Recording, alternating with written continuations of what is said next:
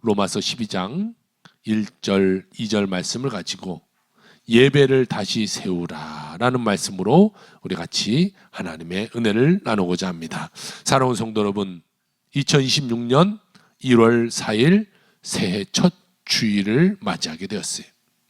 이 새해가 되면요, 누구든지 마음을 이렇게 새롭게 하게 되죠.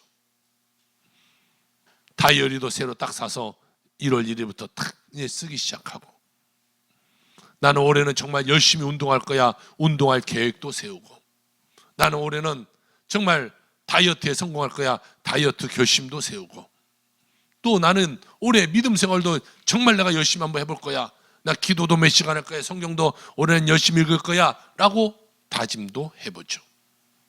그런데요, 한 통계를 보니까요, 미국에서 성인 중에 약 45%가 새해에 결심을 세우는데 실제로 성공하는 사람은 몇 퍼센트 있을 것 같아요? 20%? 정답을 올려주시면 8%에 불과하다는 거예요. 그러니까 한 반 정도의 사람이 나는 올해 이렇게 할 거야 라고 생각하지만 정말로 그것을 이룬 사람은 8%밖에 안 된다는 거예요. 다 실패한다는 거죠. 또 스웨덴에서 한 스톡홀름 대학교 연구진이 연구한 건데요, 새해 결심을 1년 동안 쭉 한번 쫓아가 봤어요. 그랬더니 스스로 내가 결심을 지켰다라고 말한 사람이 55%가 됩니다. 그런데요, 이 다음이 중요해요. 하지 말자 회피의 목표는 저 밑에 보면 47.1%, 하겠다라는 접근적 목표를 갖고 있는 사람은 58.9%로 더 성공적이었다는 거죠. 그러니까요, 결국에 변화는 뭐냐면요, 나 이거 끊어야지가 되는 것이 아니라 내가 무엇을 향해서 살아갈 것이다 라고 정했을 때에 그것이 계속해서 지속된다는 것입니다. 바울이 오늘 로마서 12장이요, 딱 그런 구조로 오늘 이야기하고 있는 것이, 이 시대를 본받지 말라라고 끝나지 않고 오직 마음을 새롭게 함으로 변화를 받아, 여기까지 이야기하고 있는 것이, 하지 말라라는 세상의 것과 향해 나가야 될 것, 하나님의 것이, 하나님의 뜻이 동시에 지금 이야기하고 있는 것이죠. 그러면 여기서 예배의 본질이 드러나게 됩니다. 예배는 우리가 뭐 감정 교양이나 주일한 시간 행사가 아니라 우리가 누구를 사랑하고 무엇을 갈망하는지를 재조정하는 그러한 자리가 예배가 된다는 것이에요. 이 제자도와 예배를 연구한 제임스 스미스라는 분이요, 예배에 대해서 이렇게 이야기합니다. 예배는 하나님이 우리의 마음을 다시 맞추시는 자리라, 이렇게 말하고 있어요. 그러니까요, 우리가 퍼즐 맞추듯이 흩어져 있는 마음을 이 예배 가운데 불러 모아서요 맞추는 거예요. 빨간색은 빨간색대로, 파란색은 파란색대로 맞춰가는 것이. 그러니까 우리가 예배에 나와야 우리의 마음이 하나님이 원하시는 뜻 가운데 맞춰가게 된다는 것이죠. 같은 새해인데요, 어떠한 결심은 쉽게 겪어요. 그런데 어떠한 결심은 또 끝까지 가게 됩니다. 여러분, 결단이 약해서가 아니에요. 다 결단은 다 제대로예요. 그런데 그 중간에 버티는 힘이 부족한 거예요. 여러분, 마라톤 할 때도 출발선에서는 다 열심히 잘 뛸 거라고 생각하고 뛰어요. 그런데 중간에 힘이 없으니까 다 쓰러지는 거예요. 끝까지 뛸 수 있는 그런 힘이 필요한 것이죠. 의지라는 것은요, 새벽 이슬처럼 금방 말라버려요. 우리는 분위기로 살아가는 것이 아니라요, 방향을 정하면서 삶을 살아가는 자가 되어야 될 줄로 믿습니다. 그렇다면 새해 첫 주일 우리가 가장 먼저 세워야 될 그런 예배는 무엇일까? 바울이 말하기를 예배의 세 가지 핵심을 오늘 우리에게 말해주고 있는데요, 그 세 가지를 붙잡고 우리가 한 해 바르게 예배 가운데 서가는 우리의 모든 삶이 되길 주의 이름으로 축복합니다. 첫 번째로 바울은 우리에게 예배는 헌신이다, 이렇게 말하고 있어요. 예배는 헌신이다. 오늘 로마서 12장 1절은 어떻게 시작한가 보실까요? 그러므로, 이렇게 시작하고 있어요. 그러므로. 1장부터 11장까지 쭉 설명해 온 그렇게 해야 된다는 것을 가지고 그러므로로 시작해서 그 다음에 너희 몸을 하나님이 기뻐하시는 거룩한 산제사로 드려라 라고 말하고 있는 것이. 여러분, 구약의 제사는요 죽은 제사였어요. 동물을 잡아서 죽여서 드리는 제사. 그런데요 신약의 예배는요 살아서 드리는 예배가 되는 것이. PPT를 띄워주시면요, 예배는 시간을 드리는 것이 아니라 여러분 우리의 삶의 주도권을 하나님께 드리는 것이 예배인 것이죠. 내 삶을 이렇게 살기를 원합니다. 하나님, 내가 1시간 드리는 것이 아니라 내 삶을 하나님 붙잡으시고 하나님이 내 삶을 이끌어가 주옵소서, 이렇게 주도권을 내어주는 것이. 여러분, 우리가 주일 1시간 예배 드린다고 우리가 삶이 변해요? 주일 1시간 예배 드리고요 월요일부터 토요일까지 세상적으로 삶을 살아간다면 예배는요 그냥 형식적인 것이 되는 거예요. 1시간 안에서 형식적으로 드리는 거예요. 그런데 월요일부터 토요일까지의 주도권까지 하나님께 맡겨드리면요 그 예배는 헌신이 되는 것이. 이 예배가요 하나님께 모든 것을 맡겨드리는 거예요. 달력을 보면 맨 첫날이 주일날에 일요일이, 이 일요일날 우리 맨 첫 시간에 하나님께 나와서 예배하는 거죠. 그러면서 내가 한 주간의 삶을 하나님께 맡겨드립니다라고 우리가 고백하며 나가는 것이 예배인 것이. 이게 내가 이 시간 1시간만 예배드리는 것이 아니라 일주일의 모든 삶의 주권 하나님 담당해 주세요. 하나님 나 이끌어가 주세요. 내 삶의 고삐를 하나님께 쥐어드리는 것, 그것이 예배인 것이. 내 마음대로 일주일 살아간 것이 아니라, 한번 예배드리고 이제 내 마음대로 사는 것이 아니라 일주일의 모든 삶을 하나님의 뜻대로 살아가는 자가 되어야 되는 것이죠. 그래서 바울은요 오늘 성경에 보면 잘 보면요 마음을 드리라 이렇게 하지 않고 무엇을 드리라고 그래요? 몸을 드리라고 해요. 몸을. 여러분, 이게 신학적으로 아주 날카로운 대목인데요, 몸은요 우리 예배당 안에서만의 자세가 아니에요. 내 삶의 실제적인 영역을 말하는 것인데, 이게 내 삶의 모든 시간표, 또 어쩌면 나의 소비생활, 나의 습관, 나의 말, 나의 관계, 나의 선택, 그러니까 내가 몸이 움직이는 모든 전체의 자리가 예배의 자리가 되어야 된다, 이것을 말하고 있어요. 그렇도록 나를, 내 몸을 주님께 드려라, 이것을 말하고 있는 것이에요. 이 시간 여러분 한 가지 우리가 붙잡아야 돼요. 내가 시간이든 관계든 또 내가 재정이든 습관이든, 여러분 내가 실패했던 그 하나를 오늘 딱 붙잡기를 원합니다. 그리고 그것을 딱 붙잡아서 주님, 이제부터는 내가 이것을 내 거룩한 산제사로 하나님께 드립니다라고 맡겨드릴 수 있어야 돼요. 재정도 내 뜻대로 썼다면 하나님, 올 한해는 이 재정을 하나님 거룩한 산제사로 하나님께 드립니다. 내 시간을 거룩한 하나님께 산제사로 드립니다. 나의 습관을, 나의 말을, 나의 관계를, 나의 행동을 하나님 거룩한 산제사로 드립니다. 딱 하나 정했어요. 올 한해는 그것을 내가 바꿔보는 자가 되길 주님 축복합니다. 하나라도 바뀌어야지, 하나라도. 매번 실패하지 말고 올 한해는 내가 하나 딱 붙잡자고요. 그리고 하나님이 거룩한 산제사로 내가 그것을 하나님께 드리자고요. 그런데 성도 여러분, 예배 때 결단은 요래 잘하죠. 예배 막 결단하는 것만 열심히 잘해요. 그런데 문제는 뭐예요? 세상에 나가서 그것이 흐지부지해진다는 거죠. 뭐 예전에 우리가 뭐 부흥회 할 때나 또 뭐 기도한다 할 때 예배하고 성령 충만해서 나가면 뭐라도 할 것처럼 막 전도 10명, 100명 할 것처럼 나가지만 세상 나가면 똑같이 살잖아요. 열심히 말씀처럼 다짐하고 나가지만 똑같이 세상 속에 빠져 살잖아요. 여러분, 그것은요 헌신의 문제가 아니라요 내 생각의 틀의 문제입니다. 생각의 틀. 내 생각의 틀이 안 바꾸면요 절대로 나의 행동은 바뀌지 않아요. 숫자 2.5하고 3이 있었어요. 그런데요 2.5가 3을 아주 깍듯이 대합니다. 3 형님 안녕하십니까? 3 형님 식사하셨습니까? 막 물어. 그런데 3이 기분이 엄청 좋잖아요.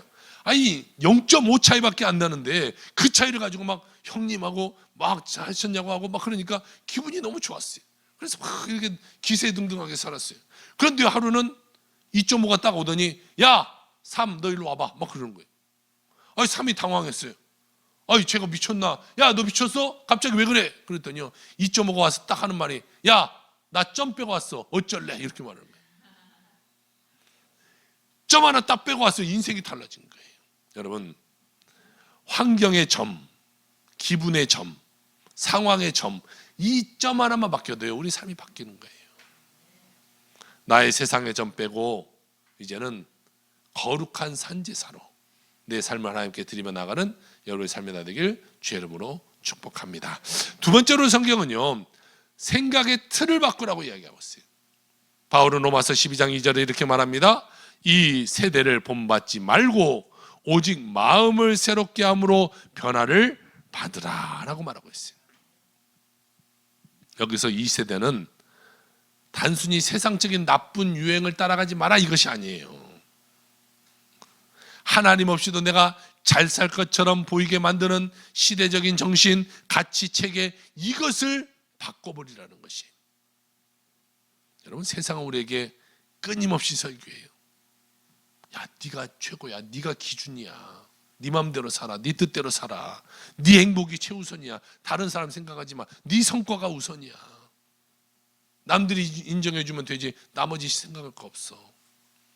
이런 소리를 우리가 하루 종일 듣고 사니까요 교회 와서 설교 1시간 듣는다고 삶이 변하지 않는 것이에요. 나머지 온 소리가 그런 소리인데 변화되겠습니까? 저번에 이 서울의 명동에 갔더니요 막 이렇게 시위를 하고 다니는 사람들이 있어요. 뭐 대통령 물러가라 막 이렇게 하고 있는 것 같아요. 또 중국 사람들 물러가라 막 이렇게 데모하고 있는 것 같아요. 그 사람들한테 가서 아무리 제가 뭐 1시간 듣고 이야기한다고 그 사람들이 변하겠어요? 안 변하죠. 그 사람은 계속 그럴 거예요. 똑같아요. 뭐 우리 안에도 이 정치적인 색깔이 빨간색도 있고 파란색도 있을 것이, 빨간색을 좋아하는 사람들에게 파란색의 사람이 가서 한마디 한다고 바뀌겠어요? 안 바뀌어요. 반대로도 마찬가지예요. 왜요? 나머지의 시간을 거기에 빠져서 하니까. 유튜브를 봐도 그걸만 볼 것이고 뉴스를 봐도 그런 뉴스만 볼 것이고. 그러니까요 한 번 내가 말한다고 되는 것이 아니에요. 마찬가지 우리 삶도 마찬가지예요. 여러분이 인생을 살아가면서요 여러분 일주일 내내 밖에서 다른 소리만 듣고 사는데 1시간 주일로 교회 와서 예배 드린다고 내 삶이 바뀌겠어요? 절대 안 바뀌죠. 내가요 관심 있는 거에서 요즘은요 유튜브가 또 인터넷이요 이 사람이 뭘 좋아하는가를 봐서 그것만 계속 올려줘요. 내가 세상적인 것에 관심 갖고 보면요 계속 그것만 얘가 계속 밀어주는, 계속 그거 보는 거예요. 그러니까 생각의 틀이 굳어져 버리는 거예요. 그것에. 그래서 사도 바울은 뭐라고 말합니까? 본받지 말라. 세상의 틀에 우리가 무의식적으로 탁탁탁 찍혀버리니까 그것을 본받지 말라 이렇게 이야기하고 있는 것이. 그런데 예배는요 그 틀을 깨트리는 하나님의 방식이 바로 예배. 세상적인 틀을 깨버리는 거예요. 내가 마음에 갖고 있는 그 생각을 깨는 거예요.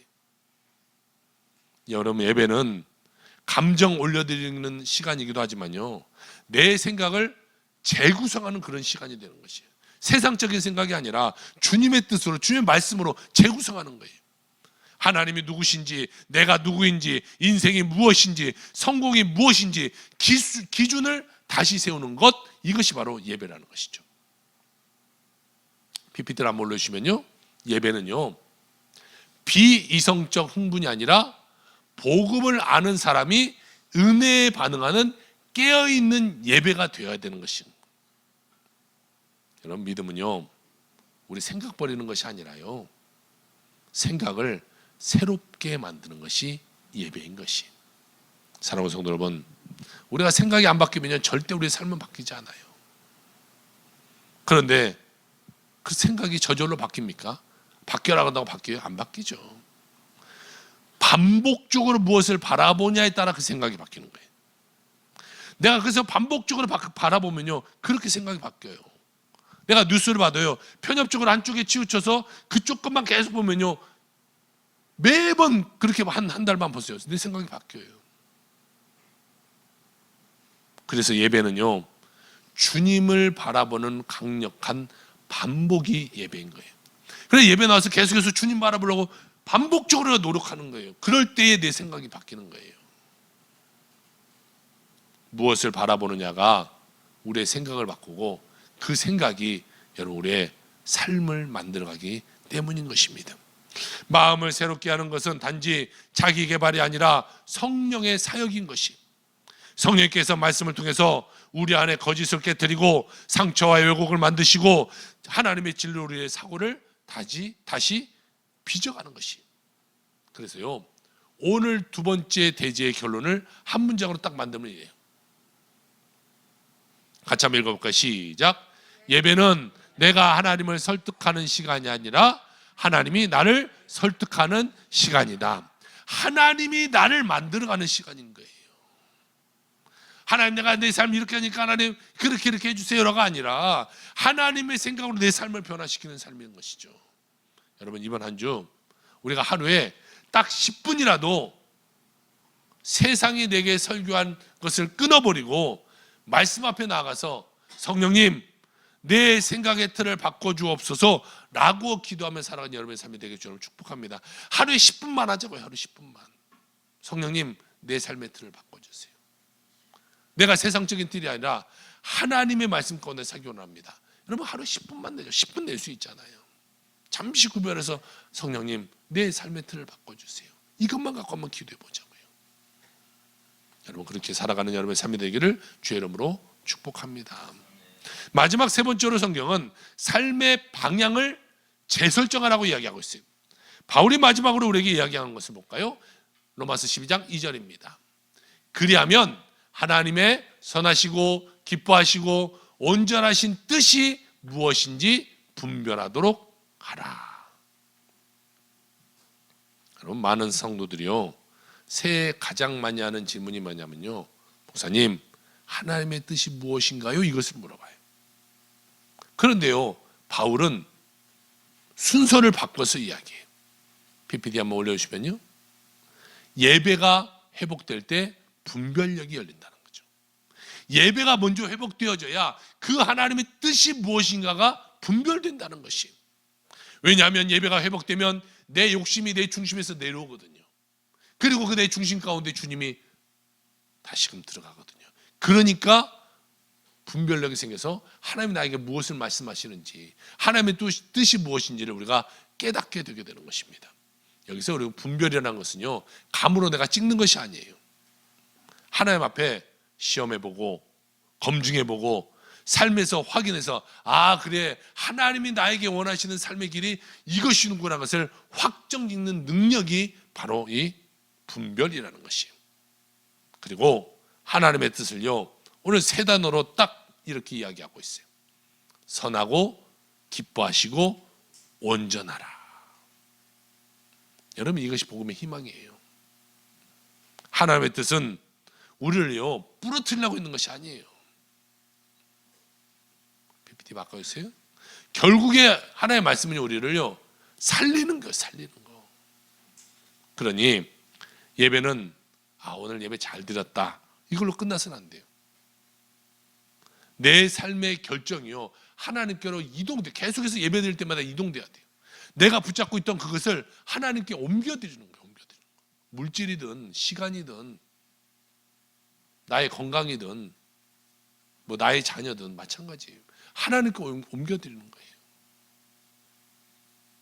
그럴 때 우리가 정말 예배를 잘 드리고 내 삶이 변화되게 되는 것이죠. 이번 주 여러분, 망설이는 것들이 하나 있을 거예요. 이럴까 저럴까. 그것을 딱 붙잡으세요. 뭔가 하나를 붙잡으세요.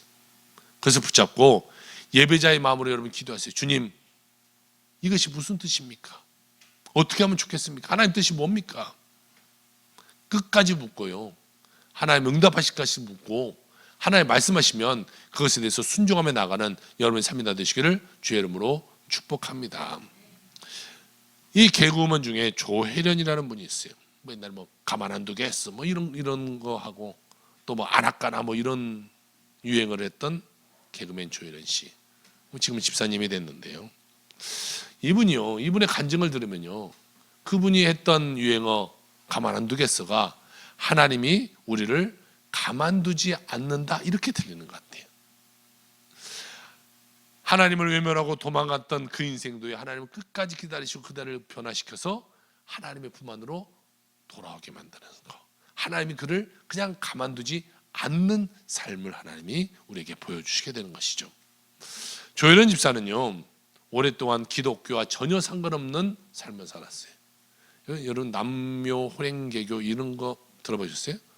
일본에서 이 불교에서 파생된 일본 신흥 종교인데 그 창가 학회라는 그런 종교고, 이 남묘 호랭개교 이거는 그들이 늘 외치는 그 뭐랄까 구호라고 할까요? 뭐 하여튼 기도문이에요. 그것을 많이 하면 그들은 뭐 이렇게 자기의 소원이 이루어진다고 해서 하루 내내 그들은 남묘 호랭개교만 하고 있어요.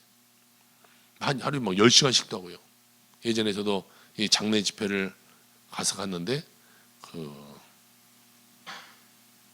그곳에서 우리는 옆에서 예배드리는데 옆에는 아마 그건 것 같아요. 그 남묘 호랭개교 같아요. 한 모여서 몇 시간 동안 가서 남묘 호랭개교 계속 그것만 하고 있더라고요.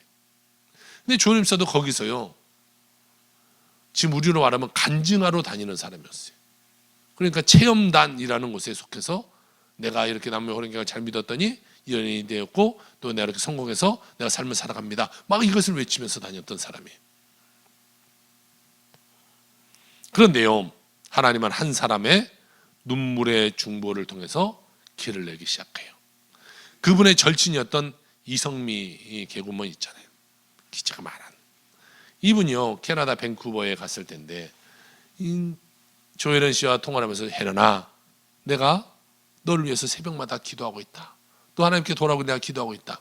내가 새벽마다 기도하는 사람의 숫자가 200명을 놓고 이성미 씨는 기도한대요. 내가 돌아오기를 바라는 사람들, 연예인들 쭉 써놓고 네가 7번이야 그런 거예요. 언니 절대 나 기도하지 마. 나 기독교 나 절대 안 갈 거야. 나는 그런 기도하지 마. 이후 한국에 와서 이성미 씨가 만났어요. 혜련아, 나하고 교회 한 번만 가자. 나 시간도 없고 나 교회도 멀어서 못 가. 근데요, 어디서 만나냐면 교회 바로 건너편에서 만났던 거예요. 야야, 교회 가지 마. 교회가 바로 이 건너편, 횡단보도만 건너가면 교회야. 그래서요, 어쩔 수 없이 횡단보도를 그분의 표현에 의하면 요단강 건너가듯이 그렇게 건너갔대요. 그래서 교회를 딱 들어갔더니요, 교회에서 뭐라고 했었냐면 2단 특집 집회를 하고 있었던 거예요. 탁지환 소장이 와가지고 현대종교의 탁지환 소장에서 이거 뭐 2단에서 막 설명한대요. 가서 보는데 이 PPT 화면을 딱 띄웠는데 조혜련을 띄운 거예요. 조혜련은 사실은 2단은 아닌데 이제 2단을 설명하면서 뭐 이런 거 이제 설명하면서 조혜련을 딱 띄운 거예요. 그러니까 이성미 씨가 지금 여기 혜련이 왔어요. 너무 기뻐서 이렇게 이야기한 거예요. 그러니까 어디냐고 하면 일어나 보라고. 그러니까 그 사람들 많은 데서 일어나기 사실상 창피하잖아요. 일어나니까 뭐 일어날 수 있을 것 같아요. 그래서 일어났어요. 그랬더니 갑자기 앞으로 나오라는 거예요. 이 강대상 나오기가 얼마나 어렵습니까?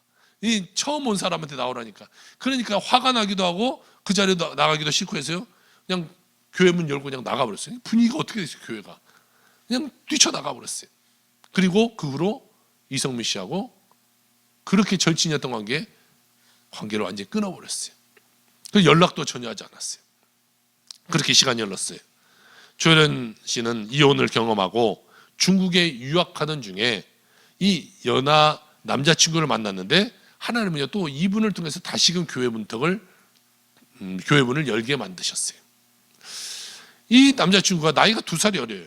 그런데 늘 반말하는 거예요. 반말을. 그래서 하루는 나한테 반말하지 말라고, 이제 내가 나이가 많고 누나인데 존대를 하라고. 그랬더니 좋다고, 내가 존대하겠다고. 그런데 내가 한 가지만 지켜주면 내가 그렇게 하겠다고. 뭐냐고. 나하고 딱 한 번만 교회 가자고. 그러면 내가 평생 내가 존댓말하면 살겠다고. 그깟 한 번 내가 못 가겠냐고. 그럼 가자고. 그래서 한 번을 갔다는 것이. 그런데 교회 갔더니요, 창세기 32장 금송아지 사건을 목사님이 설교하고 있었던 거예요. 하나님이 그들을 출애굽시켜가지고 그 광야 생활하고 있는데 모세가 시내산에 올라가서 40일 동안 내려오지 않자 이 사람들이 방황하면서 이 금 송아지를 만들고 이게 우리 우상이다 이렇게 만들고, 그 설교를 듣고 있는데요, 나는 저 사람들보다 잘할 것 같다는 생각이 들어요. 저 사람들이 뭐 저렇게 신앙생활 하냐고. 나는 저보다 잘할 것 같다는 생각이 들었어요. 그리고 교회에서 돌아왔는데요, 이상하게 다음이 궁금한, 그 사람들 과연 어떻게 됐을까. 그래갖고 그 다음 주에 한 번 더 가자고 해서 그 다음 주에 또 교회를 갔대요. 그리고 또 그 다음 주에 교회를 갔어요. 그리고 교회에 등록을 하게 됩니다. 그리고 교회에 등록하고 나오면서 수년간 연락을 끊었던 이성미한테 전화를 해요. 언니, 나 오늘 교회 등록했어. 그러니까 이성미 씨가 펑펑 우는 거예요. 아, 네가 돌아왔구나. 사실 나 이 기도 제목에서 기도에서 너 이름 뺄까 나 너 너무 고민했었다고. 네가 돌아오면 다른 사람도 다 돌아올 것 같다고. 그렇게 주님께 돌아와서 이제 믿음 생활을 하는데요. 그분이요, 처음에 그 설교를 듣고 와서 성경이 궁금한 거예요. 그래서 성경 읽기 시작하는데요. 지금까지도 매일 8시간씩 성경을 읽는데요. 여러분 연예인 생활하면서 얼마나 바빠요. 그런데도 8시간씩. 그리고 성경을 읽어서 요즘은 유튜브를 하나 하더라고요. 그 유튜브 앞에서 성경을 가르쳐주고 있어요. 막 그 개그맨이니까 얼마나 웃기게도 하면서 또 그 흉내도 내면서 그런 뭐 제사장 옷도 입고 나오면서 막 이렇게 하고 있어요. 그리고 그 변화는요, 개인에서 끝나지 않아요. 그렇게 이제 교회에 예수님을 믿고 성경을 열심히 읽으면서 간증을 하고 다니고 있었어요. 근데 미국에서도 이제 간증 집회가 잡혀가지고 전날 엄마한테 가서 엄마, 나 내일 미국 가. 그러니까 엄마가 야, 미국 가면 나도 좀 데리고 가라 그러는 거예요. 그런데 나 교회는 절대 안 갈 거야. 알았어. 그래서 엄마를 가장 좋은 비행기 앞좌석에 모시고 갑니다. 그런데요, 이 어머니가요, 사실 아들 낳으려고요, 아이를 8명을 낳았어요.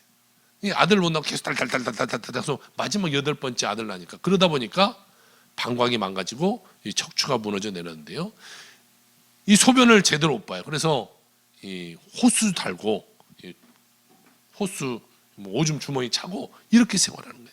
그리고 허리가 아프니까 휠체어 타고. 그러면서도요, 그 집안이 다 이 남묘 호랭개고를 믿으니까 집안에 불상까지 갖다 놓고 다 거기서 필요한 뭐 그런 갖다 놓고 맨날 아들 위해서 피는 거예요. 하나님 아니구나. 일부 때도 하나님 버릇이 돼서. 그 신한테 뭐 남묘 호랭개고 오면서 우리 아들 좀 잘 부탁합니다. 우리 아들 도와주세요. 뭐 이렇게 기도를 했을 거예요. 그렇게 이제 미국에 갔어요. 근데 미국에 가서요, 이제 조엘 목사는 교회 가서 간증하려고 교회를 가려고 하는데 엄마 혼자 납둘 수가 없잖아요. 누가 케어해 줄 사람도 없고. 그러니까 어쩔 수 없이 이 교회를 같이 왔어요. 근데 엄마가 자꾸 뒤에 앉아있는데 이 눈을 이렇게 토끼 눈을 뜨고 쳐다보는 거예요. 이렇게.